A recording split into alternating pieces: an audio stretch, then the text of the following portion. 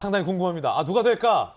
각 후보들의 이야기 들어봤는데 소위 뭐 여론조사는 누가 유리하고 당심은 누가 유리하다 이런 분석들도 많았는데 지금 저희들이 준비한 여론조사 몇 가지가 있는데 이게 뭐 반드시 여론과 당심의 향방이다라고 말할 수는 없지만 과연 오늘 오후에 어떤 결과가 발표될까를 유추할 수 있는 여러 개의 어떤 단편 중에 하나는 될 수 있겠다라는 생각이 듭니다. 바로 살펴보시죠. 국민의힘 대선 후보 적합도 어떻게 이런 결과 나와요? 엠브레인 퍼블릭, 윤석열, 홍준표 동률. 국민의힘 후보 적합도를 묻은 질문에서 27, 27. 정말 마치 드라마처럼 동률이 나왔습니다. 그리고 유승민 10, 원희룡 3. 이러면은 알 수 없다는 얘기밖에 지금 들을 수가 없어요. 박빙지세다. 여론조사상 27, 27이 나온 게 거의 뭐 이렇게 동일한 숫자가 나올 확률이 얼마나 될까 싶을 정도의 결과가 나왔고, 요 여론조사 엠브레인 퍼블릭이 지난 한 4주간 추세, 지난 3주간의 추세가 어땠는지도 저희가 준비했습니다. 윤석열, 홍준표만 따봤습니다.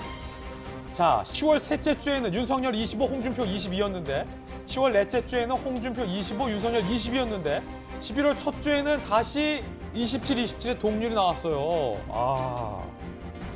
알 수 없어요. 이거 알 수 없어요. 김용주 의원님. 네. 큰 선거 지휘 많이 해봤잖아요. 윤석열 후보가 유리할까, 홍준표 후보가 유리할까를 봤을 때 엠브레인 조사를 저희가 봤잖아요. 어떻게 27, 27이 이렇게 딱 나옵니까? 이거 그 트렌드로 보면은 의외로 윤석열, 홍준표 사이의 표 차이가 더 벌어질 수 있다. 그런 느낌이 듭니다. 아니 왜요? 지금 동률인데 왜 벌어져요? 왜냐하면 이제 기본적으로 여론조사상으로는 그동안에 홍준표 후보가 우위에 있다는 걸 전제로 해왔고 또 일부 이제 당원들 새로 들어오는 당원들은 20대가 많아서 또 투표율이 높으니까 홍준표 후보에게 유리하다 그런 얘기도 있었습니다만은 실제로 분석을 해보니까 그렇지는 않더라. 그전에 비해서 20대, 30대들이 당에 많이 들어왔지만 전체 절대적인 부분에 있어서는 5, 60대들이 많다. 이렇게 종합해보면 당심 안에서, 즉 당심 내에서의 투표에서의 두 후보 간의 차이가 그렇게 좁혀질 수 없다라고 하는 부분이고요. 이제 그렇다면 결과적으로 홍 후보가 1위가 될 수 있는 것은 압도적으로 5%, 10% 이상 윤 후보를 이기는 것인데 실제로 트렌드는 그 반대가 되고 있잖아요. 지금 지난 3주째 계속 윤 후보가 밑에서 쭉 올라가는 트렌드란 말이죠. 다시 한번 우리 그래프 볼까요? 네, 이게 엠브레인 퍼블릭과 K-스탯 리서치와 코리아 리서치 인터내셔널과 한국 리서치 네 개 여론조사가 함께 의뢰한 여론조사 결과인데 27, 27. 윤석열 후보는 10월 넷째 주에 비해 11월 첫 주에 많이 반등을 했다. 요거 부분 말씀하신 거죠? 그렇죠. 그래서 기본적으로 이제 우리가 10월 넷째 주 기준으로 봤을 때 홍준표가 가파르게 말하자면 협공을 하고 있다. 이제 그런 분석이 있는데 마지막에 가서는 즉 그 여론조사가 시작되고 실제로 투표 행위가 될 때는 결집하는 요소들이 있었어요. 그래서 동률까지 갔다. 예, 그렇다라고 하면은 사실은 이것은 아무래도 홍준표 후보에게 좀 빨간불 그런 부분의 어떤 시그널이다 저는 그렇게 봅니다. 왜냐하면 당심이랑 합해지기 때문에 홍 후보가 유리하려면 최소 이 여론조사에서 27, 27이 아니라 홍 후보가 예컨대 37, 27 정도로 앞서 놔야 한번 해볼만 한데. 그럼요, 그런 정도일 건데 실제적으로 아마 이런 흐름으로 보면 당심 또한 훨씬 많이 긴장하고 말하자면 10월 넷째 주 때문에 많이 윤 후보 측이 더 긴장했다고 봅니다. 그래서 광주도 가는 걸 포기했다고 저는 보거든요. 이제 그렇기 때문에 오히려 저는 트렌드 상으로 보면 오히려 의외의 두 후보, 1, 2위 후보 차이가 더 벌어지지 않을까. 저는 그렇게 생각이 듭니다. 자, 요거는 이제 김용주 의원님의 제 개인적인 분석이고 김 의원께서 워낙 큰 선거를 많이 해봤기 때문에 여론조사를 해석을 하신 거죠. 김 의원님의 해석이라는 말씀 드리겠습니다. 자, 그럼 그 여론조사 다시 한번 띄워놓으면 윤석열 캠프에 계셨잖아요. 뭐 여러 가지 윤 후보의 발언 악재들도 있었는데 10월 넷째 주에서 11월 첫째 주에 껑충 뛰었다. 자, 그 원인은 윤석열 캠프 내부에서는 뭐라고 분석하십니까? 정권 교체에 대한 위기감을 느낀 분들의 대결집이 일어났다고 생각을 합니다. 결국은 정권 교체를 위해서 윤석열 후보에게 많은 표심들이 몰리기 시작했는데 이제 경선 과정을 거치면서 민주당이 거친 공세 그리고 그 공세가 민주당으로 끝나는 것이 아니라 당내 경선에서의 후보의 공세까지 같이 몰리면서 윤석열 후보가 10월 말 정도에는 굉장히 좀 어려웠던 시기를 겪기도 했습니다. 근데 자칫 이게 내부적인 분열로 이어지게 되는 순간 정권 교체가 정말 가능한 것인가? 특히 저 10월 마지막 주 여론조사를 보면 윤석열 후보의 지지율이 빠진 것으로 끝나는 것이 아니라 이재명 후보와의 격차가 오히려 국민의힘에서 벌어지게 되는 상황들까지 나타났기 때문에 정권 교체에 대한 위기감들을 갖고 있었던 국민들께서 결집했다. 윤석열 후보를 중심으로 급속도로 결집했다는 생각이 들고요.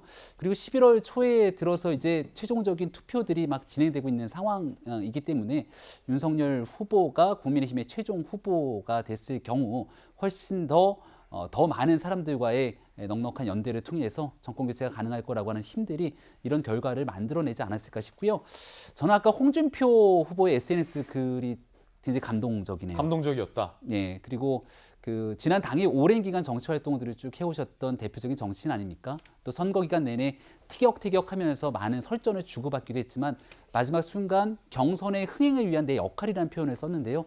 정말 이 정도로 윤석열 후보가 국민의힘에 입당을 하고 또 홍준표 후보가 같이 선전을 하면서 4명의 후보들이 경선 과정을 끌고 왔기 때문에 국민들께서 국민의힘의 경선 과정들을 지켜보셨을 거고 오늘 최종 후보가 결정되고 나면 다 같이 손을 부여잡는 원팀으로 정권 교체의 길에 넉넉하게 나설 수 있는 큰 그림을 보여줄 것 같아서 굉장히 기대되고 설레는 상황입니다. 마지막 이제 홍 후보의 글에 대한 어떤 감탄까지.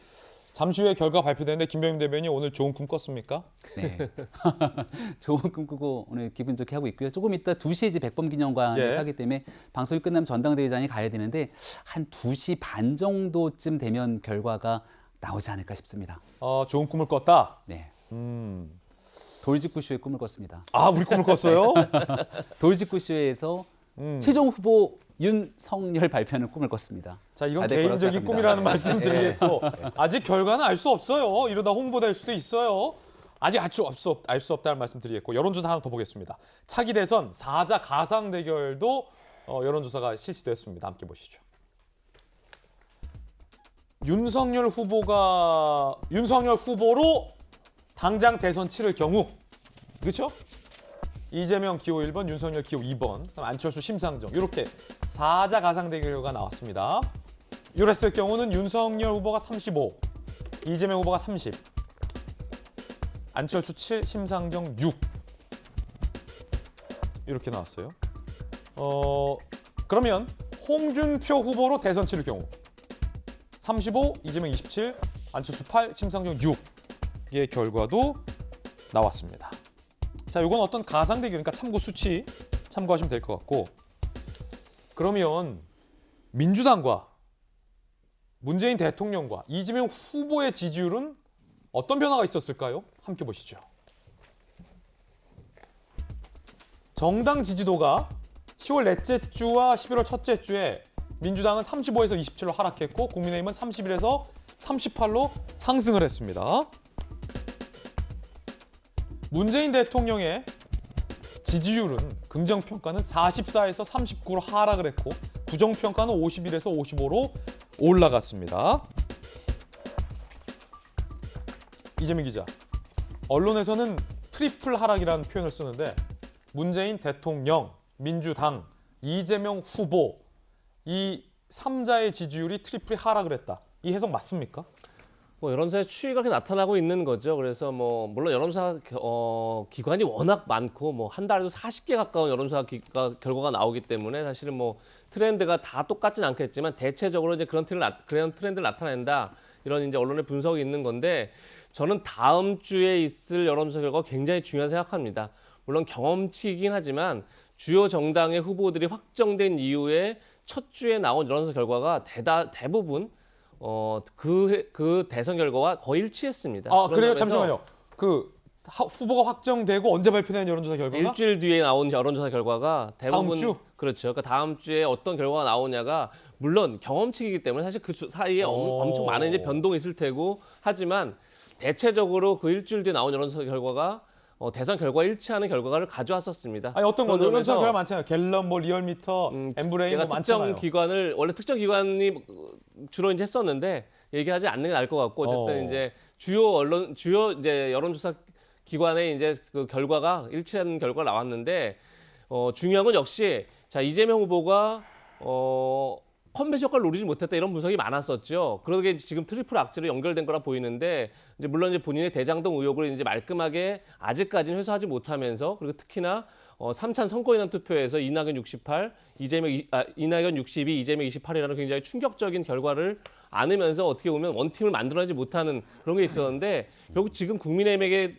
주어진 숙제도 역시 결국은 국민의힘 역시 이제 오늘 후보가 발표되고 나면 얼마나 원팀을 빨리 형성해내느냐 결국은 같은 진영 내에 다른 정파들을 어떻게 빨리 안아내느냐의 숙제인데 저는 그런 점에서 지금 홍준표 후보가 뭐 조금 전에 김병민 대변인도 얘기했지만 아직 결과가 발표되기 전인데도 불구하고 본인은 어떤 결과도 수용하겠다라고 메시지를 낸 건 굉장히 중요하다. 왜냐하면 특히나 홍준표 신드롬은 굉장히 새로운 현상입니다. 그러니까 뭐 새로운 정치인이 아니라 기존 정치인이 예. 그것도 보수 정당의 정치인이 젊은 표심을 가지고 바람을 일으켰다는 건 역대 정치사에서 존재하기 어려웠던 일이었거든요. 그러니까 그것을 알건 그런 표심을 어떻게 진짜 투표를 연결시키느냐가 예. 저는 국민의힘의 결국 마지막 어떤 이 대선을 승리하느냐 아니냐의 굉장히 중요한 갈림길이라는 생각이 듭니다. 자, 이제 아직 뭐 선거가 끝난 건 아니고 결과가 발표된 건 아니기 때문에 홍준표 후보가 될 수도 있고 윤석열 후보가 될 수도 있고 뭐 유승민 원희룡 후보도 가능성이 있습니다. 잠시 후에 결과 한번 지켜보겠습니다.